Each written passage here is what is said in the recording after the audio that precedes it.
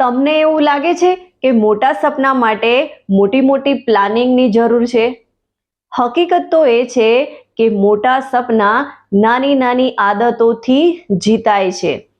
Future overnight change નથી, એ નાની નાની આદતોથી, નાની નાની ચેન્જીસથી ડિઝાઇન થતું હોય છે. આપણને હંમેશા એવું લાગતું હોય છે કે મોટા સપના એ ઓવરનાઇટ ચેન્જીસ છે, કેમ કે આપણે વધારે પડતું એ જ જોતા હોઈએ છીએ. જેમ કે કોઈની સક્સેસફુલ સ્ટોરી આપણે 30 થી 40 સેકન્ડમાં જોઈએ છે અને આપણને એવું લાગે છે કે મને પણ આ વ્યક્તિની જેમ સફળતા મળી જાય. પણ એ 30 સેકન્ડની 40 સેકન્ડની રીલની પાછળ ઘણી બધી મહેનત હોય છે, ઘણી બધી સ્ટ્રગલ હોય છે, જે આપણને જોવા મળતી નથી. રીલ પહેલાનો સમય કેવો હતો, કેવી સ્ટ્રગલ કરી હતી, ત્યારે એને સફળતા મળી છે, એ આપણને જોવા મળતું નથી. અને આપણે પણ એવું વિચારીએ છીએ કે મને પણ આની જેમ ઓવરનાઇટ ચેન્જીસ આવી જાય અને મારી લાઈફ સેટલ થઈ જાય, તો એવું ક્યારેય શક્ય બનતું નથી. એ 30 સેકન્ડની 40 સેકન્ડની રીલમાં એની જે સક્સેસ દેખાય છે, એની પાછળ ખૂબ જ મહેનત છે. એનું એક એક સ્ટેપ મહત્વનું છે. એણે ઘણા નાના નાના એવા સ્ટેપ લીધા છે, ઘણી નાની નાની આદતો બદલી છે, ત્યારે એને એટલી સક્સેસ મળી છે. તો ખરેખર આપણે મોટા સપના પૂરા કરવા છે તો નાની નાની આદતોમાં બદલાવ લાવવો ખૂબ જરૂરી છે. માનો કે કોઈ વિદ્યાર્થી રોજ એક પેજ વાંચવાનું શરૂ કરે છે, તો વર્ષના અંતે એટલે કે 365 દિવસ પછી તે 365 પેજ વાંચે છે, એટલે કે લગભગ 2 થી 3 ચોપડીનું વાંચન કરી લે છે. એવી જ રીતે રોજ એક વ્યક્તિ 10 મિનિટ મેડિટેશન કરવાનું શરૂ કરે છે, તો વર્ષના અંતે એટલે કે 365 દિવસ પછી તેનું માઇન્ડ ખૂબ જ ક્રિએટિવ થાય છે, સ્ટ્રેસ એકદમ રિલીફ થઈ જાય છે અને એના માઇન્ડની અંદર અનબિલીવેબલ ચેન્જીસ આવી જાય છે. એટલે કે એનું માઇન્ડ એકદમ ચેન્જ થઈ જાય છે, પોઝિટિવ બની જાય છે.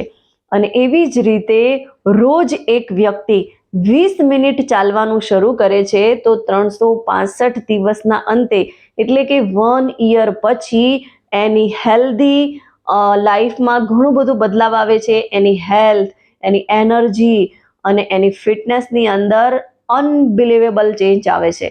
અને આ બધાની વચ્ચે જો કોઈ એક કોમન વસ્તુ જોવા મળતી હોય તો એ છે નાની નાની આદતો એમણે બદલી, એના કારણે એમણે મોટી સફળતા મેળવી. વેટ લોસ એક દિવસનો ખેલ નથી. વેટ લોસ માટે આપણે રોજ મહેનત કરવી પડે છે, રોજ થોડું વર્કઆઉટ, થોડું ડાયટ, ઘણી બધી લાઈફસ્ટાઈલમાં ચેન્જીસ લાવવાની જરૂર હોય છે, ત્યારે આપણે એક સરસ મજાનું ટ્રાન્સફોર્મેશન મેળવી શકીએ છીએ. એટલે ખરેખર જે પણ ચેન્જીસ આપણે લાવવા છે, આપણું ફ્યુચર બ્રાઇટ બનાવવું છે, તો એ ઓવરનાઇટ નથી બનતું. એના માટે નાના નાના સ્મોલ ચેન્જીસ કરવા ખૂબ જરૂરી છે. અને જો રોજ આપણે 1% આપણે બદલાવ કરીશું તો ઘણું બધું મોટો બદલાવ આપણને જોવા મળશે. સાયકોલોજી કહે છે 1% daily improvement is equal to 37x growth in 1 year. એટલે કે રોજની નાની પ્રગતિ, મોટો બદલાવ. પ્રોબ્લેમ એ નથી કે આપણે સપના નથી જોતા, પણ પ્રોબ્લેમ એ છે કે આપણે કન્સિસ્ટન્સી નથી રાખતા.